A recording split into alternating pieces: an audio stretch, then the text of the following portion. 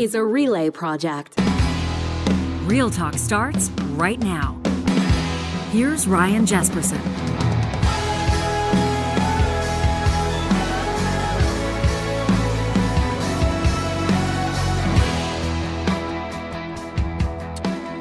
Like we told you they were going to do a few episodes ago here on Real Talk, Alberta's government has rolled out new policy impacting trans youth in the province, impacting all youth in the province that would study sex ed, as one does in elementary, junior, and high school, and impacting trans women and, quite frankly, all women's participation in sport. Welcome to this episode of Real Talk. We're going to be getting into this as we have done for the past few shows. We're going to be giving you the floor. We'll be taking a look at what Alberta's Premier had to say in a video that's been seen a couple of million times on social media already. And of course, we'll be setting the table for our February 2nd Real Talk Roundtable. That is tomorrow's roundtable. If you're listening to this episode, the day we're doing it, every Friday, we convene around our Real Talk Roundtable with panels of experts, people with lived experience as they dig into the issues of the day.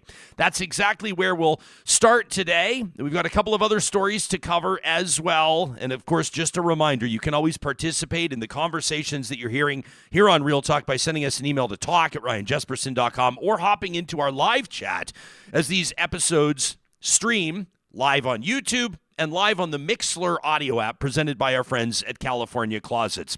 We're going to lead off with a different story because we have limited time with our two guests, and then we'll really sink our teeth into Danielle Smith's video. But first, we want to let you know that this episode is happening thanks to the presenting sponsorship of our friends at Business Career College. There's a lot of people that would love to, obviously love to jump into a rewarding and high-paying career without a university degree. And sometimes it feels like those opportunities are limited. Well, you can get started today as an insurance professional by visiting Business Career College. And here's the thing, in Canada, insurance agents are oftentimes seeing their annual income top $85,000, $90,000 a year after just a short period of time. All you need to do is take an approved course and pass your licensing exam. It's simple. BCC offers industry-leading approved courses in life insurance, property and casualty insurance, plus their expert instructors are passionate about making sure that you succeed as you launch your new career. Right now, there's an excellent impression, an excellent savings on right now, and what a way to get the ball rolling for Real Talkers. You can save 15% on any Business Career College insurance course with the code REALTALK. That's all one word, REALTALK, when you get started today at businesscareercollege.com. We'll be getting to the Alberta government's plan for sex ed, for gender therapies, transition therapies, including puberty blockers, including top and bottom surgeries. We're going to be getting to the Alberta government's position on trans women competing in sport in this episode. If you're listening to the podcast, watching later on YouTube, you can skip ahead 15 minutes if you want to go right to it. But there's another story happening as well that's getting a lot of people's attention, most especially because it's another dust-up in the wine industry between Alberta and BC. Alberta, the open for business province, is blocking imports of BC wines, accusing suppliers of bypassing regular trade channels. I'm grateful that our two guests have agreed to join us, and they've got limited time, which is why we're talking to them right this minute. Mike Dowell is the owner and operator of Liber Estates Winery, and he's a board member on Wine Growers BC. Miles Prodan is the president and CEO of Wine Growers BC. I want to thank both of you for making time for us. Miles, the last time we were talking about Alberta and BC and a dust-up over wine, it was Rachel Notley, then Premier, blocking imports to make a point about pipeline access. It's been a while, though. It's been relatively a peaceful landscape. So what changed over the past few days? Well, it's a good question. We're not sure what's happened. You're right. 2018, the Alberta government threatened to utilize the AGLC to block shipments of BC wine to the province. Cooler heads prevailed, and so it was open. That didn't happen, and we were continuing to do business directly. And in this last week, BC Wineries got notification that the AGLC once again was going to block shipments to their monopoly warehouse, and they've gone through with that threat. There's trucks that have been turned back as early as late last week and again or into this week. We're not sure what the motivation is. Last time we were used as a bit of a pawn in a much bigger game, and we just really don't understand why again we're being singled out. Okay, so Mike, not every winemaker is being impacted by this. People that are used to seeing those big, huge BC wineries represented at their local liquor stores will still be able to get that wine, but it really impacts businesses like yours. You operate a little bit differently when it comes to access to Alberta. Can you explain? Well, it might be actually the opposite. It doesn't really impact us because, in some regards, because we don't usually go the retail channel in Alberta. We do use more the direct to consumer model. So we haven't got an order yet to ship via traditional shipping lines. So we don't know what we're going to do if we do get that first order to ship to Alberta, because technically, I guess we could be vulnerable to some sort of backlash as well. So yeah, it's kind of a gray area for everybody right now. But definitely, people that have active listings in the retail locations of Alberta are going to feel this the most.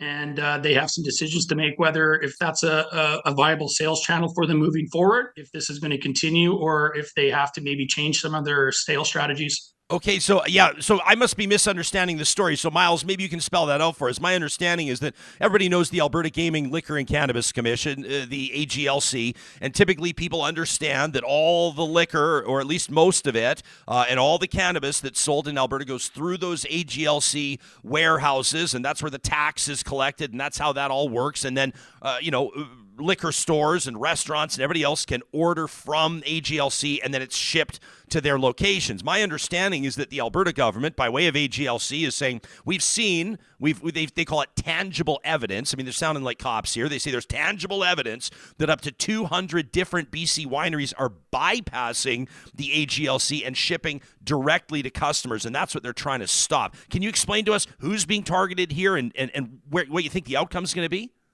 Yeah, no, you're right. The AGLC has got a monopoly on wholesale alcohol and cannabis in the province. Everybody has to, in order to access the retail channel, the privatized retail channel in the province, has to go through the AGLC warehouse.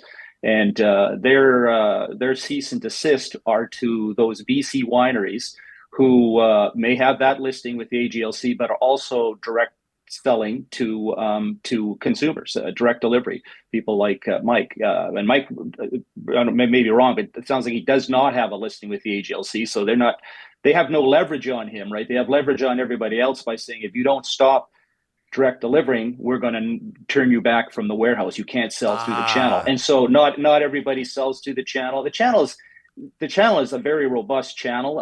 It's there's a lot of retail channels, but people like, and again, I want to speak for Mike, but there's a lot of small family-owned producers who just don't have the volume to really put their product through the AGLC channel, right? And we're again, I think what part of the concern is like, is it really about people like Mike and other small producers, or is there a bigger story here? And if it's tax, we've long said that we're more than willing to collect and redeem whatever tax there is.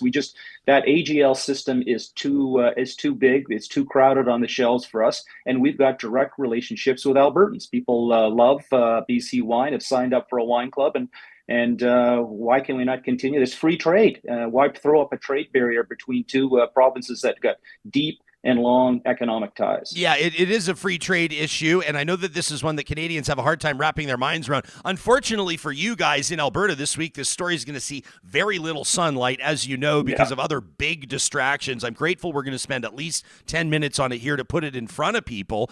Mike, I mean, I'm happy to tell people that my wife and I love your wine, and we've been more than happy to receive cases and cases of it over the years. And Mike, this one's for free. People can check out liberestates.com if they want to get their own wine shipped. Now, in this cease and desist order, though, the Alberta government, the AGLC, is alleging that people, these violators, so to speak, are breaking provincial and federal regulations. Like, it sounds like pretty serious business. Is it illegal for you to be shipping a guy like me 24 bottles of wine without going through the AGLC warehouse? That's the gray area, I guess, we're going to find out about now. Traditionally, it hasn't been an issue. But I guess there's verbiage in there that could say it is an issue. So again, it's something that we're going to be cautious about over the next little while anyway, just to see what could happen. But it's never been a problem in the past, and I don't see it being a problem in the future. And another thing I guess I want to point out is the AGLC is hiding behind the shield that they're trying to protect their agents and they're trying to protect their private liquor store owners.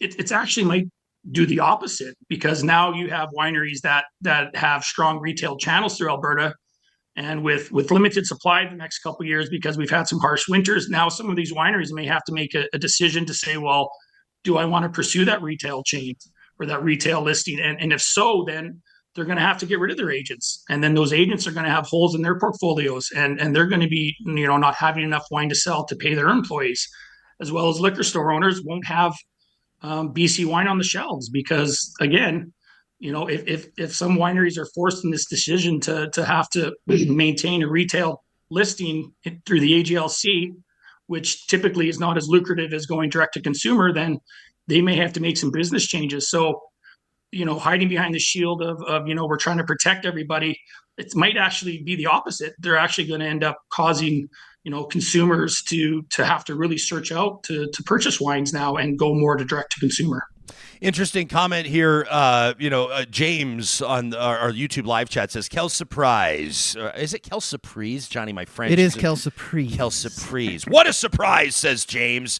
Alberta wants to stop being the land of free enterprise when it doesn't suit Alberta. The AGLC is crying because its monopoly doesn't suit them. I understand, Miles, if Alberta's got this like burgeoning wine scene, or like if all the vintners and all the winemakers in Alberta were outraged by this. But as much as I love this province, back its craft beer, love the bourbon we make here, and nobody beats our beef, any wine that I've tasted that's grown in Alberta, with apologies to the people that have worked on it, is not that great. Meantime, BC wine is the best in Canada, or at least it's right up there with Ontario's, and it's recognized around the best in the world. So what's really happening here, Miles? Do you think this is a political distraction? Do you think somebody from BC insulted somebody in Alberta? What do you think's really going on? Well, it's a tough question. I mean, all we can do is go back and on precedent. And last time this happened, it was about tidewater access for Alberta Oil and Gas. I mean, that's what it was. They wanted a pipeline through, and I'd note that pipeline is now through, if not completed. It's very near being completed. So, and at that time, it was a threat, and cooler heads prevailed, as they say, and they backed off. This time, you ask about the legality and what rules are being broken. We can't find any rule. There is no rule that prevents, that penalizes someone from shipping to consumers into the province. There are rules that prevent consumers from receiving, of course, because Alberta rules apply to Albertans. But there is no rule. There's no federal rule. The feds got out of the way in 2019. They recognized this was a provincial matter, and so they left it up to the provinces to decide. And so there is no federal rule. They talk about proof. We've asked to see, or wineries have asked to see the proof. We haven't seen that. We asked for an opportunity to appeal any decision, but the decision is just, you either signed a letter saying you will stop selling direct to consumers, or we will not allow you to list with the AGLC. There's nothing. There's no administration. It's just that letter came out, and it's got people confused and worried. And I think Mike speaks well to it. Is like, they want to stay on side. I mean, we recognize it's liquor and there are rules, and we want to, work within the system. But when the system is arbitrarily set up and there's no backing to it, it's very hard to follow. So I can only suggest that there's something behind it. We don't know. We've asked our provincial government to reach out to Alberta and ask, what is it that you're trying to accomplish here? I've reached out to the AGLC and said, listen, if it's tax that you want, we're more than willing to remit the tax that's owed, if that's the issue. We just want to be able to have great supporters of BC wine like yourself to continue to enjoy getting products like Mike's directly shipped to you to your door. So we've got the market, we've got the product. Let's do business. Yeah, and I just I've got a lot of thoughts. I know that we have limited time here. I would just say BC winemakers I don't mean to rub it in, Mike, but it's been a tough go for a lot of them. Recent cold snaps obviously can do a lot of damage to grapes and to those vines. My understanding is that the wildfires had a huge impact on a lot of wineries, which is just such a huge gut punch. And then you've just got the whole idea of Canada really being one of the only countries in the world, I can't think of another one off the top of my head, maybe you guys might know, that has interprovincial trade barriers like this. It makes absolutely no sense, and it's a really weird look for the free enterprise, entrepreneurial spirit-driven province, Alberta, to be pulling this move when it doesn't.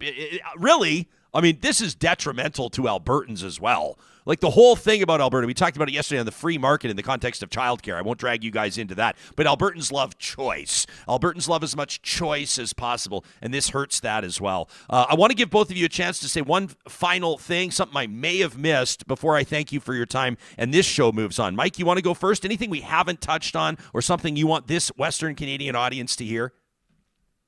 I think if anything, if you know, the more support we get from the people and whether it's going into liquor stores or just, you know, just talking to your representatives and just saying, you know, like, this makes no sense. Why are we doing this? And why are we, you know, technically picking on an industry that is our neighbor? And a lot of Albertans live in this area and have opened wineries. So it's not like we don't have a personal connection to this. And it's hard. It's really hard when you have to make some really, really tough business decisions and you have to, you know, possibly lose employees, and you have to, you know, sever relationships that you have in that province because of such a silly, in my opinion, thing, and a feeling that they're missing out on so much revenue through this direct to consumer model that we've been using for decades. Yeah. So it's really frustrating. It's you know, if the wheel's not broken, why fix it? And to me, there's nothing broken here.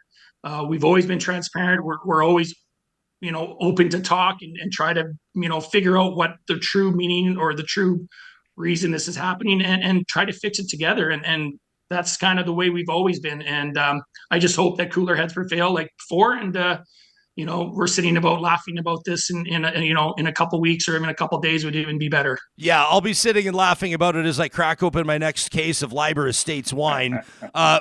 Miles, I'll tell you, anecdotally, this doesn't mean much, but anecdotally, there's full support for BC winemakers in our live chat here, and a lot of criticism for the AGLC. We'll give you last word, my man. I can't add much more. I mean, Mike speaks, he's a producer, he's a farmer. Again, we're farmers first and foremost. And Mike knows we struggle to grow it. And if we get what we can, we make great wine. And I guess just thank you very much to all those of our customers and supporters in Alberta. Continue to enjoy, and we'll put up the good fight and make sure you're able to get that wine shipped directly to your front door so you can enjoy it as you do. Thank you. Right. Good stuff, guys. That's Miles Prodan, who's president and CEO of Wine Growers BC. You can check out winebc.com for more on what they do. Mike Dowell's a board member there, and he's also the owner of Liber Estates Winery. Mike, I got to tell a story in 30 seconds. You and I first connected about 6 years ago. The wine ban's in place. Premier Notley puts up that wall, and guys like you, originally born in Alberta, by the way, couldn't ship your wine back to your home province. You reached out to me at the radio station I was working at. You sent me an email I'll never forget, and you said, if I can send my wine east, they can run that pipeline right through my vineyard. And I said, I better get this guy on the show. That's Mike Dowell, one of the funniest emails I've ever received. Thanks for doing this, guys. Cheers. Yeah, Thanks, Ryan. You got it. Mike would probably want me to mention that there are no pipelines running through his vineyard at this moment, but I thought that was pretty hilarious. Mike's got a really interesting story. You know, his family, Johnny, has a history in oil and gas. His wife's family has a history in logging. Okay. So these sort of like traditional Western Canadian industries, right? Industries that have driven economic activity across Canada for a long time, but they pursued a dream, and they bought this vineyard like 10 years ago or whatever it is, and started it up, and it's just been sort of like challenge after challenge after challenge after that. But pretty interesting. He's an Alberta guy, born and raised, that's now doing business in BC, that's getting, if I can say, cock-blocked by his original province. Alberta keeps screwing him over under different governments, under NDP and now United Conservative governments. Bless him. BC just a paradise for wine. Dude. I'm going to say it. I loved living in Kelowna and walking into, I won't say it, but just any grocery store on a Sunday. You're picking up your veggies, you're making a salad. Oh, you're getting, salmon, whatever you're getting. Yeah. Let's pair it with a wine. It's right in the next aisle. And not only that, there's is it a sommelier? Is that what you're Yeah, sommelier. Right there. So you don't even have to walk the aisles. You just go to the front of the aisle and best. say, hey, I'm having salmon with, or whatever salad. And they'll be like, come over here. I and recommend, the winery tours as well Oh, in BC incredible. are just the best. You got to go with Incredible. you got to go with your pregnant friend, right? So you got a designated driver all day. Okay, I was going to say, don't get your pregnant friend drunk. No, jeez. No, but you can't get a limo. Limo costs too much. Oh, yeah. Because you got to be there all day. You got to go to 3 of them. You got to go to Liber, and then you want to go to Burrowing Owl, and then you want to go to Quail's Gate, and you want to go to all these beautiful, And in somewhere like Kelowna, they're all so close together. You can just Uber from one to the next to the next to the next. It's paradise. Hey, let me get on this. A conspiracy theory. David, I'm having fun with you. It's not that much of a conspiracy in our live chat. David says, I think Ryan's making this a low-key sponsored segment. Let me tell you, like I said, I am a customer of Mike's wine because it's phenomenal. And it's great bang for buck. If you're in at the $25, $30 a bottle range, it'll knock your socks off. But it's absolutely not a sponsored segment. And you can trust that here on Real Talk, if it is a sponsored segment, we tell you. I'd never pull that bullshit. Now, that said, we are having conversations with a big entity, which we shall not name, that may come on as a sponsor of the show, which could mean that we be talking more about wine. But here's the rub. That sponsor, if it happens, does not carry Liber Estates wine. And that's kind of part of the point here, is that this is screwing the smaller producers with our neighbors in British Columbia. And I know a lot of you in BC will be listening to this. That's your home province. Maybe you work in the wine business. You can send us a note to talk@ryanjesperson.com. Now, this is not the story that is leading the headlines politically across the country. Sometimes it's the job of a show like this to make sure those stories still get told. And that's why we're talking about that. But in just a second, obviously, we'll go to the big announcement made by Alberta's Premier Danielle Smith on Wednesday of this week. We told you it was coming. We hit in our Monday episode with Charles Adler pretty much every single point, pretty bang on in what the new policy looks like, except for the parental opt-in and the ministerial approval for sex ed curriculum. Didn't see that one coming. That's one of the ones that's jumping out at me. There's a couple of things in this policy I think that most people may have a problem with. There's some of the things in this policy I think most people are actually going to be okay with, whether they're saying it publicly or not, but we're going to get into it in just a second. First, I want to let you know that this episode is happening with the support of Grand Dog Essentials Quality Raw Food. This is a family-owned business where quality and customer service is unparalleled. It is priority number one. I mean, that could be the weekly delivery right to your door in Metro Calgary, Metro Edmonton, or Central Alberta. It could be the fact that they've got quality raw food prepared in human-grade facilities for both dogs and cats. It could be the fact that they've got a blog on their website, granddog.ca, that can help you better understand the benefits of feeding your pet a raw diet. It could be all the supplements that they've got on there as well. We've utilized those, not just the raw food for our two pups, Moses and Monroe, but also the supplements to help Monroe with her anxiety, to help Moses with his joint pain. And there's a million other options. You can check them out today at granddog.ca. Don't forget, the promo code REALTALK takes 10% off your first time order.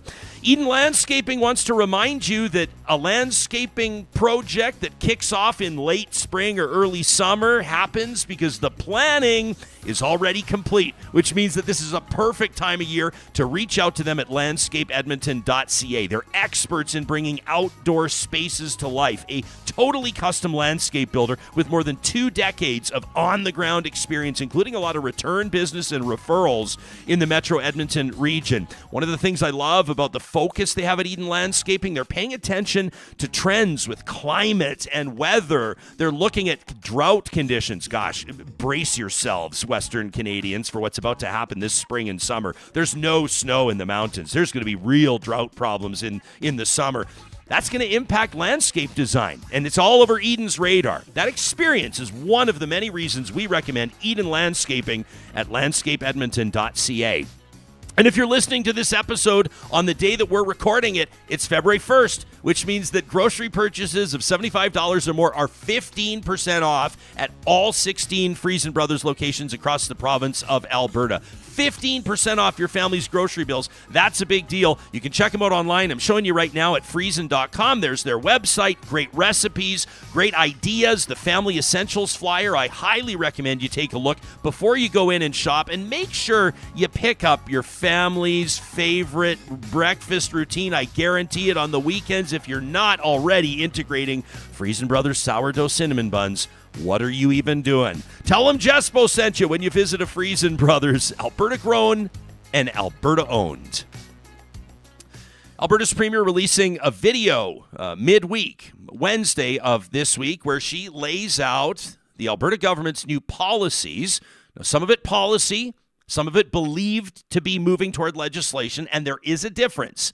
But this is the Alberta government's new policy on trans students, trans youth under the age of 18, all students under the age of 18, or let's say grade 12 and younger, participating in sex ed, and trans women of any age participating in sanctioned women's sport in the province of Alberta. These are different subjects. These are different conversations under one overarching theme, and we're going to endeavor to cover it with integrity, with empathy, with insight. And we're grateful that you're part of that conversation as well. We're going to bring you portions of what the Premier had to say in her video, and then we'll get into them. She opens with, as you might expect, acknowledgement that this is a supercharged and emotional issue.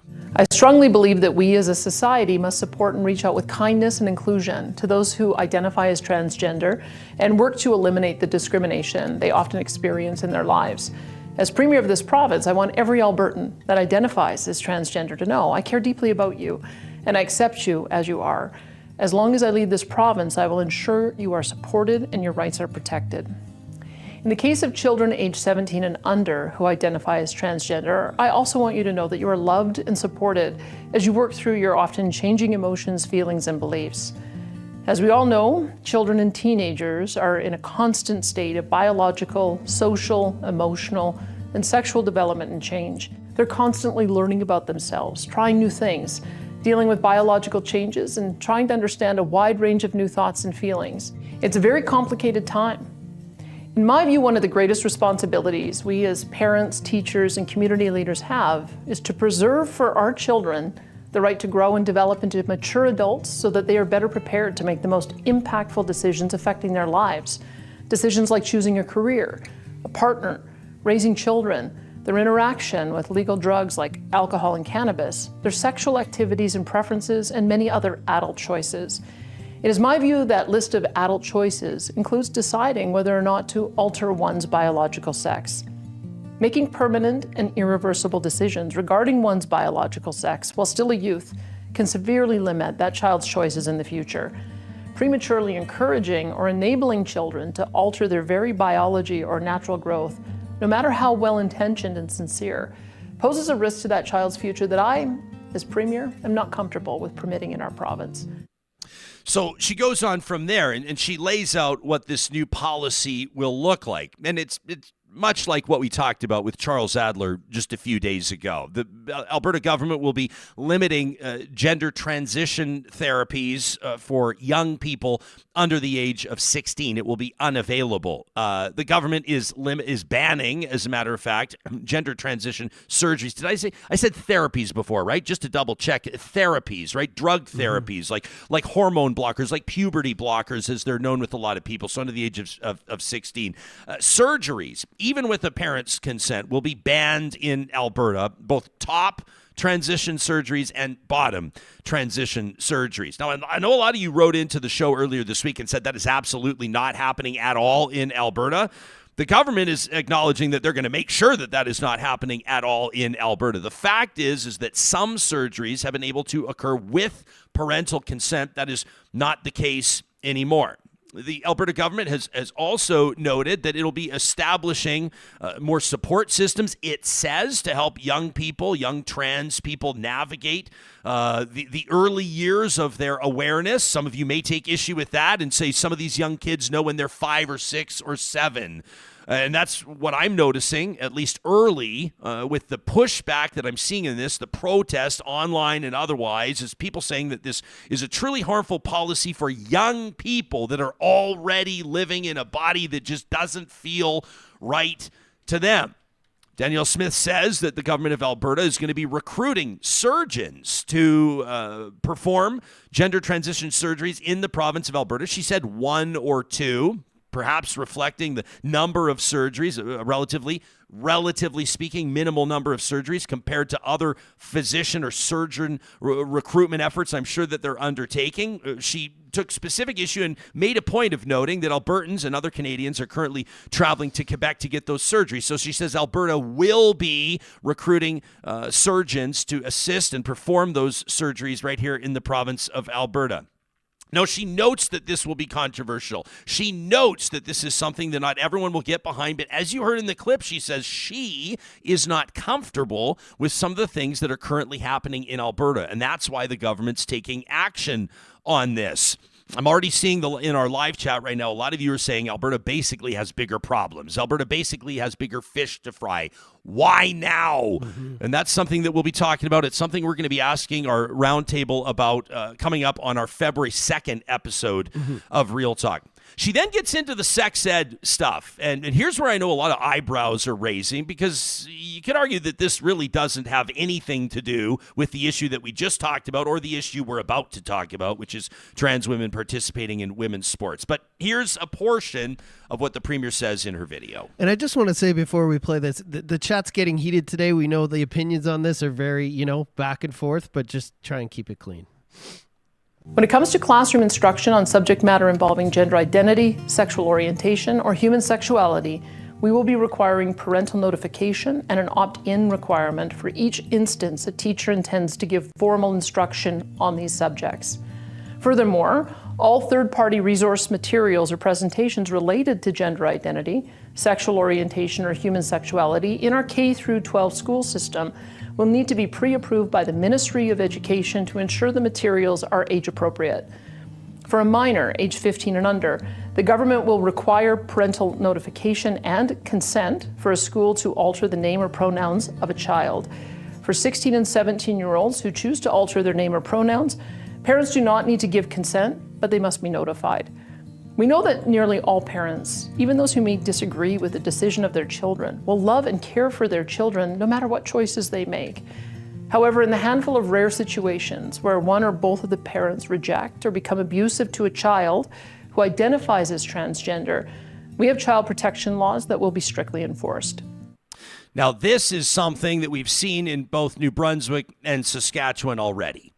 Premier Blaine Higgs in New Brunswick was the first to say that parents need to be notified if a student under a certain age is going to change their name or their pronouns in school. Saskatchewan took it further.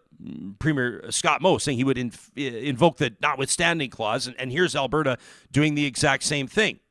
This is where I think you start to get into gray areas with a lot of people, and this is what we talked about with Charles Adler, because this is oftentimes described as parents' rights or parental rights. This is what we talked about with Adler. This is what we've heard from you about. If you missed our January 30th episode, that was Tuesday of this week, I encourage you to check it out. We called that one Children's Rights. And we opened the show, not unprecedented, Johnny, but unusual for us to open the show with 30 minutes in a row of audience emails. But so many of you reached out to us and shared your thoughts on that. We wanted to make sure that those emails were front and center in this audience conversation. So this is where that's going. Parents must be notified. Now, between the ages of 16 and 18, here's where it gets interesting. The government says parents don't, or the child rather, the young person doesn't have to have parental consent to change their name or to change their gender identification in schools, but the parents still must be notified. Here's where you're getting into that gray area too. Here's another gray area. 17 years of age, 17 and a half, almost 18. In some circumstances, young people that don't feel like they're living in a supportive or loving home or getting ready to leave if they haven't already. We already know that trans youth, LGBTQ2S+ youth are grossly disproportionately represented when it comes to statistics of young people experiencing homelessness. And we know that from sources of people that work with those young people, those vulnerable young people firsthand. So that's an interesting one. And that's one that I know that a lot of people are taking issue with. And then there's the issue of participation of trans women in women's sport. And the Premier says that that is, quite frankly, just not going to happen on her watch. Our government also needs to deal with the emerging issue of the unfair disadvantages that young women and girls are experiencing when competing with biologically stronger transgender female athletes in sporting competitions. I strongly believe that those who were born male but have transitioned to or identify as female are owed the opportunity to meaningfully participate in sport. However, there are obvious biological realities that give transgender female athletes a massive competitive advantage over women and girls. It is not beneficial for those women, including those who are transgender, for this divisive and sometimes dangerous situation to continue. That is why the Alberta government will work with sporting organizations active in our province to ensure that women and girls have the choice to compete in a women's-only division in athletic competitions and are not forced to compete against biologically stronger transgender female athletes. We will also work with those same sporting organizations to ensure transgender athletes are able to meaningfully participate in the sport of their choice through the expansion of co-ed or other gender-neutral divisions for athletic competitions. This is, like it or not, in my opinion, the least controversial of the policies. And this is where I think that some people will cry foul, where they even hear that there's going to be any sort of legislation or any interference when it comes to the government into sport governing bodies in Alberta. But if you look at where the general population is at, if you look at some of the things that are happening in high school girls' sports, if you look at women's sports right now, and you look at the pushback that actual professional in some circumstances or elite athletes are participating in, some of the light that's being shone in some of these circumstances, some of the scenarios where trans women are absolutely dominating women's sports when they were previously competing as men, not even coming close to the podium, you recognize that, again, like it or not, society is wrestling with this one in a big way. And the province of Alberta, as far as I can tell, is the first province to officially roll out policy on this. We don't believe that this will be legislation based on the information that we have right now, but policy nonetheless. And this is one that I think a lot of people will have something to say on. And if I had to forecast it, if I had to guess, based on the feedback that we get to this show, I believe that this is the policy that the fewest people will take issue with. Now, relatively speaking, that may mean that a lot of people still take issue with it, and maybe I'm way off. Maybe you can prove me wrong and send something into the show that is so compelling that you change my mind. We'll obviously put this in front of our panelists tomorrow and see what they have to say. So these are kind of the pillars of this new Alberta government policy. You have the gender transition regulations. You have the sex ed requirements, which are the ones that probably I think the most number of people are going to be wondering about. I'm sort of raising my eyebrows on that one. I've got more to say on that in just a little bit. And then you have the participation of trans women in sport. Now, of course, Johnny, we'll put out these unofficial, unscientific Twitter polls. And again, I want to reiterate that we don't know the sample here. We don't know where people are checking in from. But anecdotally, sometimes it provides some interesting insight. We've asked you this morning, and you can find it on my Twitter account at Ryan Jesperson. We say Alberta will limit gender transition therapies and surgeries for minors, require pre-approval for all curriculum taught in opt-in sex ed. Parents have to opt in their kids for sex ed, and ban trans women from competing in women's sporting divisions. We've asked how you feel about these policies. You've got about 950 votes with a lot of time left. We'll revisit the final results during tomorrow's show. 66% of respondents, pretty much 2/3 on the nose, say they don't support any of it. About 22%, let's say just over 1 in 5, say that they support it all. About 8% of respondents say they support parts of it. And about 3% say they have questions. That just jumped up by about 50 votes there. Mike says, in the area of female sports, there needs to be, at the very least, a look at the science of transgender athletes and any biological advantage that may exist with fairness in mind. He says the answers seem very complicated. And then Mike on my Twitter links to a BBC article on it. Kyle says, a question for the parental rights folks. If a girl is removing her hijab at school, should the school have to notify her parents? Wow, is that ever a great question? Chris says the laws regarding surgery are ridiculously redundant. Bottom surgery is already restricted to adults in Canada, and top surgery is a case-by-case situation for older teens with parental consent because top surgery and breast reduction, sometimes medically necessary, are treated the same. Brian says, I don't think biological males should compete in female sport if they've gone through puberty as a male, but the decision to ban puberty blockers for kids under 15 sets them up to have those physical advantages over other women, which is an excellent point as well. Greg says the announcement was appalling and a disgusting removal of trans children's rights to necessary health care. The opt-in for every single formal sex ed lesson is a naked attempt to make sex ed so difficult to teach that it just doesn't happen. That from Greg. Now, I do think that it's relevant, as much as I hate to shine the light on this guy, to point out that Take Back Alberta founder David Parker is already chiming in on this. A lot of people are saying this is a nod from this provincial government, from the Premier's office, directly to this guy and directly to this far right-wing organization. These social, it doesn't even say social conservatives. My great-uncle Ralph was a social credit MLA back in the day, and people used to talk about social conservatism around, well, we're not quite 100% sure about this or that, legalizing cannabis, gay marriage, a little skittish about that kind of stuff. Parker and his crew are taking it to a whole new level. So it almost feels insufficient to call them social conservatives, with apologies to those of you who would identify as such. But here's what David Parker tweeted from his account just a short time ago. Parker says, teachers of Alberta, you no longer have permission to indoctrinate our children into your ideology. You are legally required to inform parents before teaching their children so-called queer ideology. If you do not inform parents, we will know, says the big tough talker David Parker, which I know is obviously getting under a lot of people's skin. He's promised that he will find these people.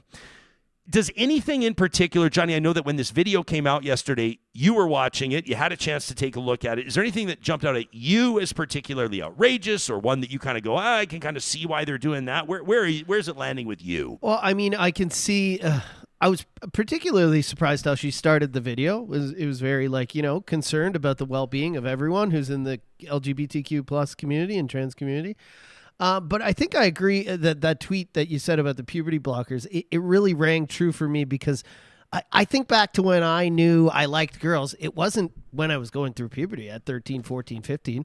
I knew when I was like 8, 9, 10 years old that I liked girls. So it's strange to me to ban those puberty blockers for kids under 15, because I don't think they're making those decisions without their parents anyways. But I think at that time, who you are, you're starting to know who you want to be, who you may, end up being, who you like, who you don't like, who what your sexual orientation is. So yeah, I thought that was a really great tweet that you read there. So, but overall from the video, I feel like there were, and I know you think this too, there were some dog whistles in there. Yeah. Where I was like, man, this is talking directly to her base and the people under that base who, I'll just say it, are kind of in the mud. People like David Parker. You know? You know what I thought?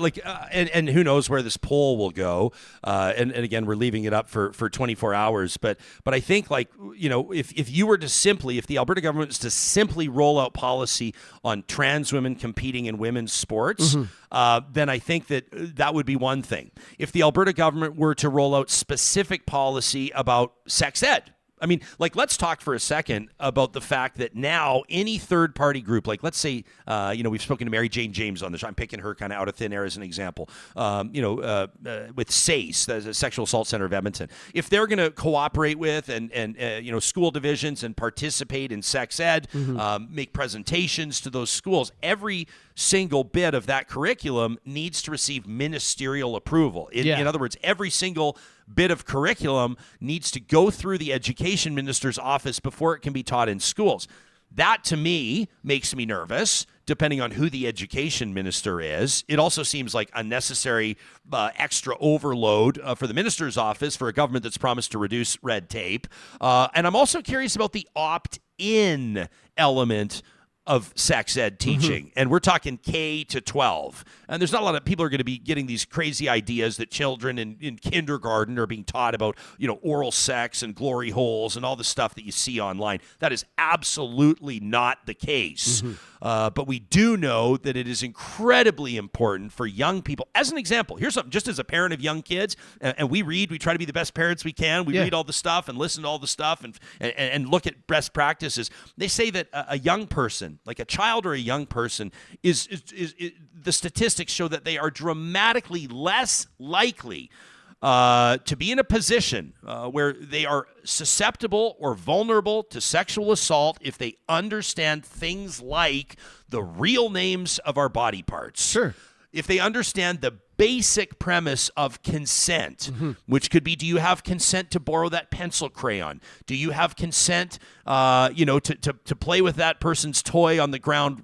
Have you asked them for that? Do you have consent to sit in your buddy's lap? Do you have consent to pull your buddy to sit on your lap? Like all the little things, right? Where you sort of like lay that foundation for these kids later in life as young adults to better understand the other principles of consent. And we're seeing a pretty ugly example involving some pretty high-profile millionaire athletes right now that clearly have no understanding of consent, and we see where that can go. So I don't know about that. I personally am rattled by the opt-in element of this. I suspect that most parents will. I saw one person in our live chat, which, by the way, as you alluded to, is banging today. Obviously, we always want people to keep it decent and respectful in the live chat. But some people are saying they'll be keeping an eye out in schools, teachers and otherwise, for the opt-out list to ensure that those kids are receiving the supports that they may need. It is a way for parents to be waving a flag and not in a good way. And everything you're talking about, it's so important to teach consent and sex ed. And I don't like this whole approval thing by the ministry now, because we know what that means, Ryan. It means that straight and hetero, teachings are probably going to go through and be approved more than the queer ones, right? So yeah, the sex ed thing to me, I think that's a tough look. It's a bit of a Luddite look for Alberta, so we'll see how that one goes. And then of course you have the stuff about kids' pronouns. You have the conversation, which has been quite frankly a national conversation because of New Brunswick and Saskatchewan before Alberta. But this is one where I think that the average person, someone like me or you that has not walked miles in the shoes of young people that in some circumstances feel like their life is not safe. They don't feel safe at home. They don't feel safe potentially in their peer group, although that seems to be less the case. People oftentimes say that young people, kids these days, are supportive. They get it. A lot of times it's the adults that are kind of screwing this up. And that's probably a big reason why the Premier opened that video with like the acoustic guitar beneath her and all that. I mean, the video is very, like, let me say, well produced. I know someone's going to scream at me for saying that, but it is. It's well produced. It's an effective video, but that's probably why she starts and ends. You'd call that bookending in editing. It's bookended with a specific note from Alberta's Premier speaking to trans youth, saying, we care about you. We value you. She specifically says we value you as you are. But I know with the critics of this policy, that's not going very far. People say that they're seeing right through that. And she says all that, but then she says, basically we're going to rat you out. And I think that one of the scary things is like we think of, the parental unit at home as always a mom and dad. But it's not nowadays. It's a dad and a dad. It could be a guardian. It could be an uncle, an aunt, a grandmother, somebody who maybe the child doesn't really identify or feel that comfortable with telling them these things. And now they're going to immediately know. And that's it's a little scary for me. I feel like when you're 15, you should be able, and under, I don't know. I feel like you should be able to have the right to know or to choose if you want to tell them or not. Yeah. Jeremy Farkas, former Calgary City Councillor, former candidate for mayor down there, is watching right now. I appreciate seeing him in our live chat. He says, I'm not one to let political debate really piss me off, he says, but I tossed and turned all night. He says this does feel like a real gut punch. I mean, obviously we don't have time to read all these comments, but this comment section is just going absolutely wild. Bruce says children have the internet to do their own research. I don't think that that's a wise position, respectfully, Bruce, to simply direct kids to the internet for their sex ed. Number one, they're going to go to Pornhub. And if that's their understanding of what healthy sexual relationships look like, then we've got bigger problems. Ken says, here's what's going to follow. There will be even more funding for charter schools with public funding, even more lowering of per-child funding to public education. Ken says, be very careful of creating a two-tier education system. Tracy says, how can people complain about the government overstepping with things like mask mandates, but they're totally okay with this amount of governmental interference? You'll see a lot of people online saying this is really interesting from the My Body, My Choice crowd. Yeah. Really interesting. But this isn't the first time that there's been contradiction there, right? My Body, My Choice has typically been the anthem or one of the anthems from the pro-choice crowd, from those advocates for women's health that believe that people should be able to make their own individual health decisions. That's what I think when I hear it. But you look at the typical person. I understand I'm going to paint with a huge broad brush here, and that's oftentimes not fair. But generally speaking, if you looked at the people that would protest things like mask mandates or vaccine mandates, right? They're typically, and call me to the carpet if you disagree, pro-lifers. Like, generally speaking, think of the people in your life, right, that were like, no masks, COVID isn't real, vaccines are cooked up in a lab by China with microchips, and they've got all the conspiracy theories. And then ask yourself, as far as you know, where does that person land on a woman's right to choose? And you will find how hilarious, and not in a funny way, but how still hilarious it was that the anti-mask, anti-vax crowd was chanting "My Body, My Choice" through COVID, when that same anthem would have made their skin crawl, would have made their blood boil if they would have seen it at a women's health rally anytime in the previous 50 years. And I think that that's a fact. So if you do believe, and if you are out there with the placards and the signs demanding "My Body, My Choice" on vaccines and masks, why would you not feel the same about young people's access to healthcare services? I do think it's a fair question. I think it's a question that should be asked. Another thing I was thinking is, like, a lot of parents, they're not professionals in these areas. When you're talking about kids choosing their sexual orientation, not choosing, that's not the word I should use, but you know what I mean, when they're coming into their own. Like, Jeremy had a good comment here. Like, they should be talking to guidance counselors. They should be talking to, people who can counsel them, other people close to their age, big brothers, big sisters, whatever, before, and getting some advice maybe on how to talk to their parents about it if they have parents at home who are going to come out and start policing them, because we know there are those parents who are going to try and sway them one way or the other instead of letting them grow into their own. So it's a lot of scary stuff in here. And I like how you brought up the guitar, because I immediately thought that when the video started and the guitar's in the background, she was kind of setting the stage for being like, this is going to be a very empathetic, sympathetic conversation. But then she got right into some stuff after that where I was like, oh, this is some dog whistle stuff right to the base. So I encourage people to go watch the entire video, because we just showed portions of it, because the other thing is very, very well, and I won't say well, I guess that's not the right word, but very well produced. Like, the images they used and stuff, I would have opted out for that if I was working with her team and just had her talking to the screen. But some of the images that, like the female swimmer and stuff like this, kind of trying to nail home the point that this is the person who's going to be, who's going to miss out on a gold medal or whatever. That is happening, though. That is happening. Yeah. And that's where, like, I'll stick my neck out and say I do think that society needs to have a bigger conversation about trans women participation in sports. Sure. And I understand that some people, I think it was Lorraine, I saw somebody in here being like, seriously, Ryan? Like, Lorraine says, yeah, seriously, Ryan? I'm sure trans women go through all of this just so they can win in sports. She says that's ridiculous. She says Michael Phelps has bigger lungs than most men. Should he not be allowed to compete? I mean, I think that that's a red herring, Michael Phelps' lungs. You could probably say Usain Bolt probably has something in his makeup that allowed him to dominate the world's best sprinters Now for we're 10 just getting years. into And, no, I mean, you know what I mean? area, like, yeah. but you know what? Like Michael Phelps is in the same ballpark testosterone-wise as his fellow competitors. I am not an expert in this. I'm not going to get into things like, measuring estrogen and testosterone levels and where that should be. But if you look at the world's arguably biggest sports governing body, the Olympic Games, the IOC, which is like a scandalous and corrupt and rotten organization, obviously. But the IOC has had to wrestle with this. And what the IOC has landed on, at least to this point, is like chemical makeup. Because that's the only way I think that it makes sense. And my understanding of it, and again, we're just at the outset of these conversations. We're going to cover this a lot. We're going to talk about this a lot on all different angles.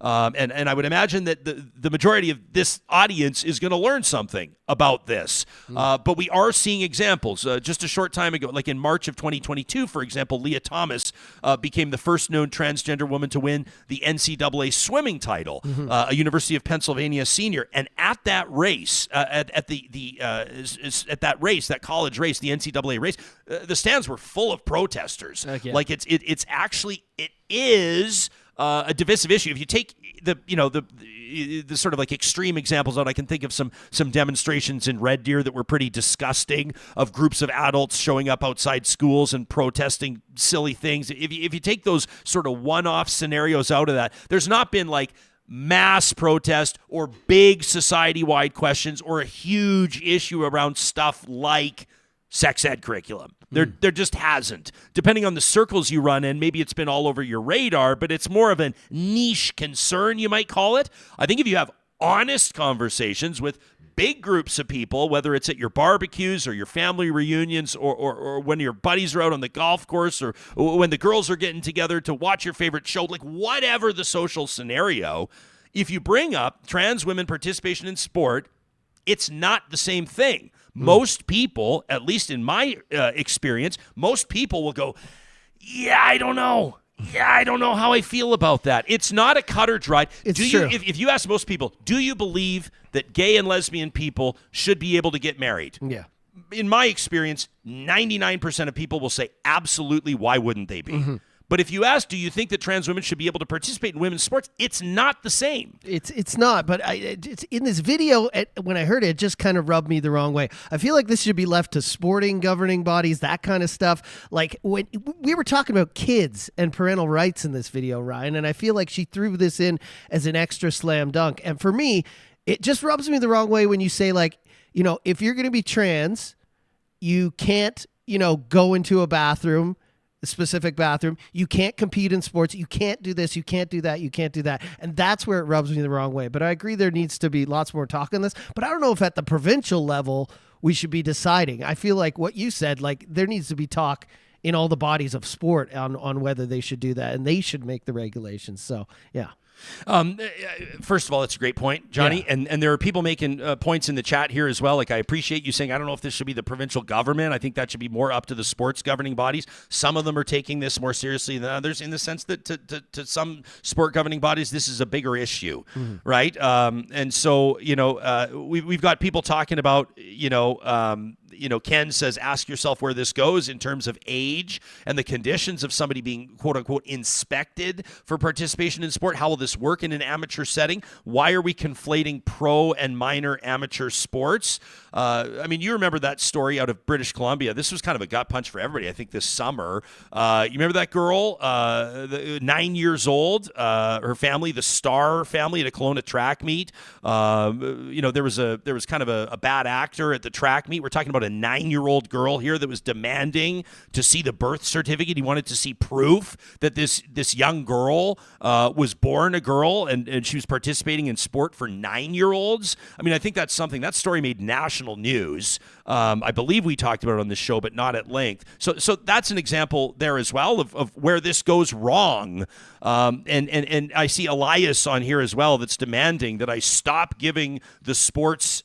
He says, stop giving airtime to the sports question. It's a dog whistle. I understand that some people conveniently want us to just ignore and exclude commentary on some pretty major stuff that's happening, and we won't. And I'm sorry if it makes you uncomfortable. It makes me uncomfortable too. Like I said, putting our necks out here and saying what we really think isn't always easy. Sometimes people we love and care about will be pissed off at us for what we're saying. Some people will demand that we open our minds and open our hearts because we don't understand this. There's risks that you take by participating in conversations like this. But Elias, this isn't the type of show that ignores it. It's happening. Mm-hmm. This is going to impact athletes. It's already impacting some athletes. It's not happening everywhere. I play, beer league basketball once a week. I don't see a lot of trans athletes participating, and that's not a big deal if they do. And there's co-ed leagues and this, that, and the other. But for the average athlete, this is really not something on their radar. Until it is. And when it is on their radar, then all of a sudden it prompts a big conversation. And I think it's actually a good thing. I don't think necessarily all this is good. And I know that the majority of Albertans, if we check in back on our poll, let's see how this is going as we're talking here. It's now at 1,260 votes. 65, it's dropped a percentage point, but it's holding true. For the most part, 65% say they don't support any of this policy. So that's interesting because that would include the sports stuff. 24% say they support it all, 1 in 5, or 1 in 4 rather. So it goes on and we'll see. But we don't oftentimes have these conversations until something prompts them. And in this case, it's the Alberta government rolling out this policy. But what you just said right there, I feel like with this announcements and the policies, that adding that in is a way to draw someone who may not fully agree with, the pronouns and the ages and the parental rights stuff, but they may kind of see your point with the sporting stuff, how it may be unfair, and that's a way to draw them in to agree with the other stuff. So I feel like one of these things is not like the other. That's what I was thinking when she started talking about this. I'm like, this has nothing to do with kids or parental rights, but she kind of drew a line there to kind of almost stop it from happening. If we don't allow these kids to have puberty blockers, then sports will be more fair. That's what I heard in my head. Yeah, basically. Yeah, I am saying, I want to note something. If I haven't said it enough, I think I've said it many, many times already. But February 2nd, which is Friday, our Real Talk Roundtable will be a panel discussion on this. I'm seeing a lot of people saying you're uncomfortable having this conversation without a trans person on the panel. There's no panel. This is a talk show. Myself and my producer are talking about this in front of an audience, which is what you do. And obviously, we will be having these conversations with people with lived experience. 100%. We're not experts, and we have no relation to lives that these people are living. Well, I don't know about that. Well, I do personally within my immediate family, like as ourselves. As ourselves, we've not walked miles in these shoes. Not at all. I'll let you know. One of our panelists that'll be joining us tomorrow is Hannah Hodson. You may recognize the name. Hannah describes herself as a recovering political staffer. She was a Conservative Party of Canada candidate. She's a trans woman, and she tore up her membership to that political party when Pierre Poilievre started talking about issues impacting trans young people and trans adults. So Hannah is one of the panelists that will be joining us tomorrow, and I'm very much looking forward to that conversation. If you want to get ahead of this, if you got a thought you'd like to share, if there's an issue or a point that you did not hear made on this show, if when we're talking about lived experience, we're talking about you, we want to hear from you. You can reach us at talk@ryanjesperson.com, or you can hit us up on any of our social media channels. You'll find us at Real Talk RJ on Twitter, on TikTok, and on Instagram. In just a second, I want to get to a couple of emails. We've been talking about these rolling childcare closures. Is your family one of the thousands that is trying to find alternative arrangements, that's basically scrambling to figure out childcare so you can go back to work because your daycare is voluntarily closing to get the attention of the provincial and federal governments? Heidi and Colton both wrote into the show after our conversation yesterday with Krystal Churcher. Krystal with the Alberta Association of Childcare Entrepreneurs. They're the ones that have been basically spearheading these rolling closures, and she told us why they're doing it. Surprise, surprise, not everybody agrees with that. And so we're going to get to those emails in just a quick second. Then a new episode of The Discourse is out today with Erika and Cheryl Oates. We're going to unveil, if you haven't already seen it, who their guest is, a very high-profile Canadian. Some of you are really not going to like this in a must-watch episode of The Discourse. That's coming up. First, I want to let you know that this conversation is happening with the support of Real Talk partners like California Closets, who wants to remind you that if you want to make good on your promise to yourself, to your spouse, to your kids, to your family, that you're going to declutter and get organized, this is a perfect day to take 2 seconds and check out californiaclosets.ca. Nobody does design and installation better than California Closets. That is simply a fact. And The consultation is without charge. You can sit down with their experts, talk to them about your home office, your laundry room, your storage room, your garage, your walk-in closet you've always dreamed of, and they'll give you ideas you never would have thought of. And it's going to be more affordable than you think. It all starts with a free consultation at californiaclosets.ca. Our friends at Complete Care Restoration are reminding you, if you're one of those Albertans in particular that is navigating the repairs after burst pipes through that cold snap, they are experts, have been for more than 25 years in water damage restoration. Timely and effective action here is critical. And Complete Care Restoration specializes in comprehensive services designed to repair that damage quickly and efficiently. Remember, if disaster strikes at your home or business, their emergency response team is on call 24/7. Keep in mind, you can find them online at completecarerestoration.ca. So we're talking to Krystal Churcher yesterday. She's the chair of the Alberta Association of Childcare Entrepreneurs, and we asked her a pretty straightforward question. If the daycares still can operate, why on earth implement these rolling closures that are inconveniencing an estimated 35,000 Alberta families? I mean, who are you trying to point the finger at? Whose attention are you trying to get? And here's what she told us. Whose fault is this? Or let me say, whose problem is this to fix? Unfortunately, it's going to be parents and families' problem at the end of the day, right? This all comes down on to operators and families to navigate what's left of our childcare system at the end of this rollout, which is why we felt it's so important to continue these conversations and to raise the issues. I think that, there's fault on all levels. We have essentially a government takeover of our childcare sector across Canada. And they have rolled out a $10 a day program without really understanding, I think, the true costs of childcare and understanding that each province has its own style of childcare, its own, sector is made up of different types of operators and different stakeholders. It's different in each province. So to roll out a one-size-fits-all childcare system across the country is just not a feasible option. We're also looking at, provincial government who has, again, not done proper consultation with operators. They're not engaging on the ground childcare operators in a way that they can learn how the sector works and learn what, they can do to create these systems that actually work on the ground. I think these ideas of $10 a day childcare sound amazing, but I always am questioning, where did that number come from? What can you actually buy for $10 a day? That was Krystal Churcher. You can find that full episode. It's our January 31st episode. It prompted Heidi to reach out. She said, I wanted to quickly respond to the guest. She says, but given this grotesque bombshell that was just dropped by the UCP, she's talking about what we've just talked about for half an hour. She says, I'm not sure if this is even going to be on anyone's radar anymore. It is, Heidi, and we're going to keep it there. Keep in mind, by the way, a lot of times, a lot of this other stuff as well, it's smoke screens. Like when governments drop big stuff like Danielle Smith did yesterday, you got to ask what's not being discussed, what's not being talked about. We could have dropped our wine story out of the gates today, but we didn't, for good reason. Now we'll spend the majority of our time talking about what the majority of people are talking about. But, Heidi, have no fear. We're still going to talk about $10 a day childcare. She says, I advocated for affordable, quality early learning and childcare. I wanted lower fees for parents, especially low income. And I agree with the sliding scale for the subsidy. Better compensation for educators, and quality regulated spaces for kids. I did not advocate for childcare entrepreneurs.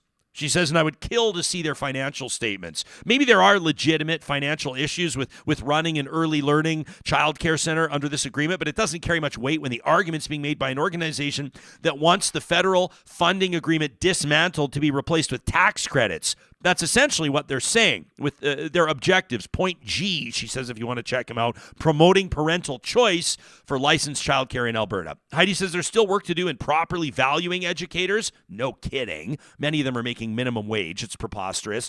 She says, and building a robust early childhood education system. And I hope that these rolling closures aren't a catalyst for destroying the progress that's been made. That from Heidi. We appreciate it. And this from Colton. Colton says, long time, first time. Long time listener, first time emailer. He says, I wanted to chime in on that childcare conversation from a family that can't access it.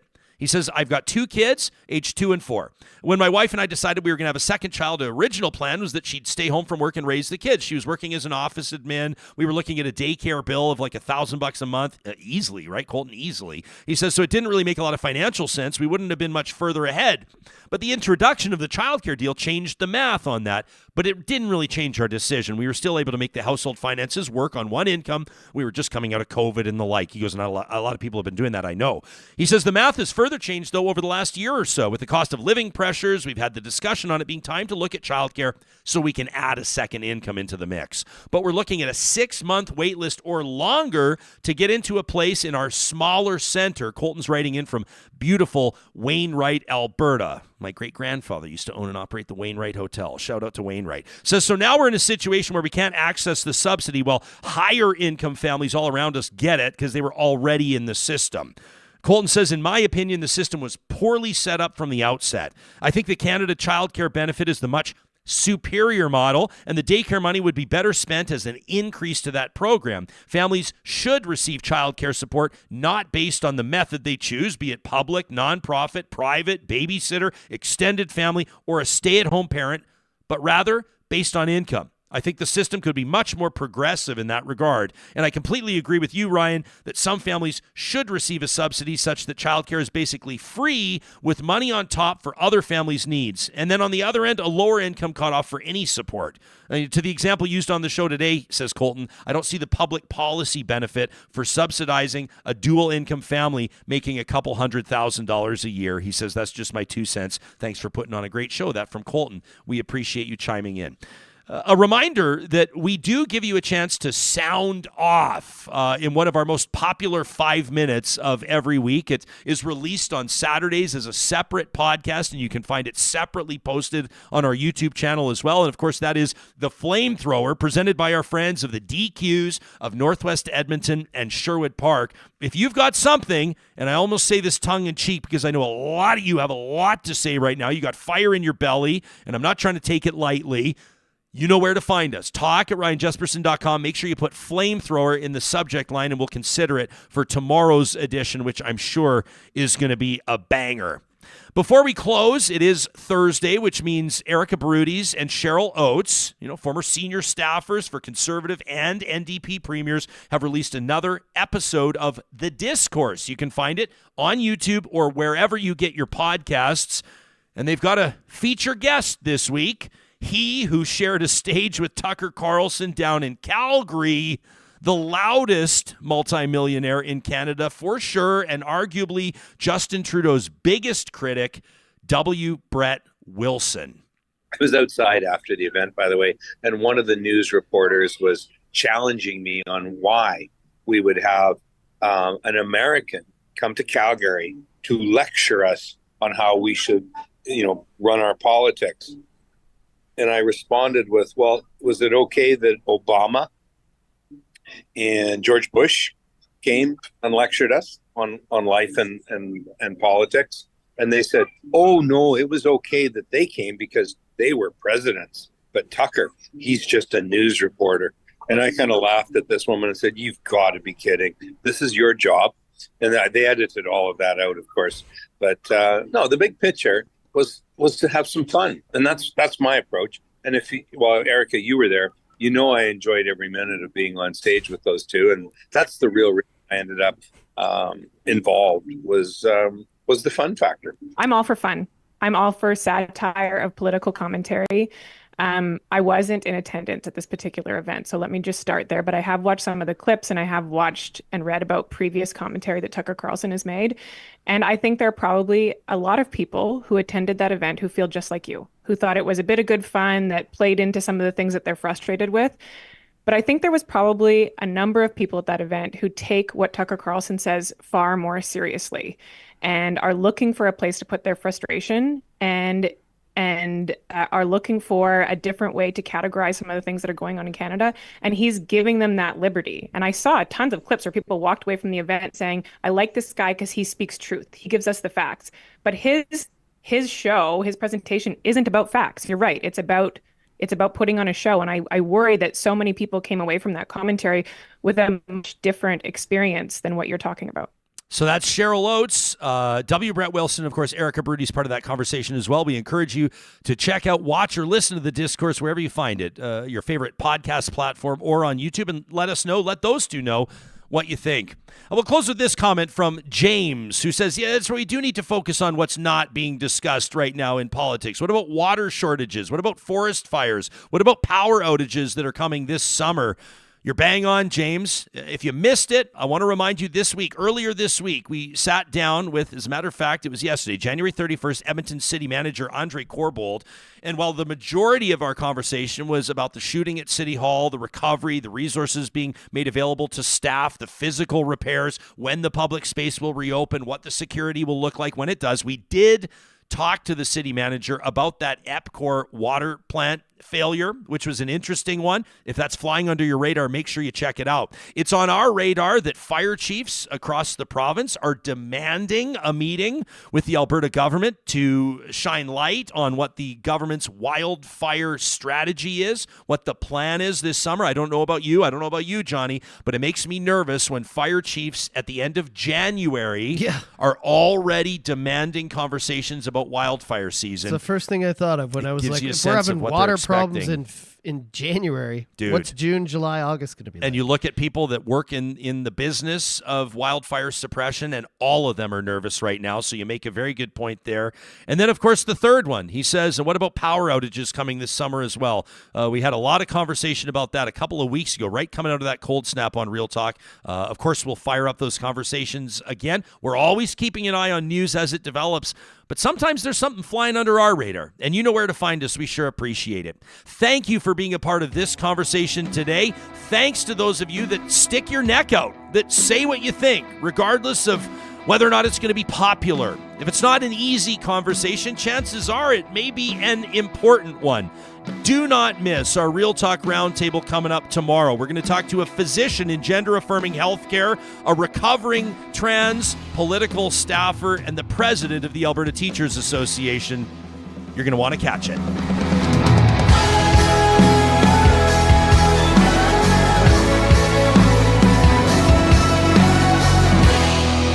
Real Talk is hosted by Ryan Jesperson. Executive producer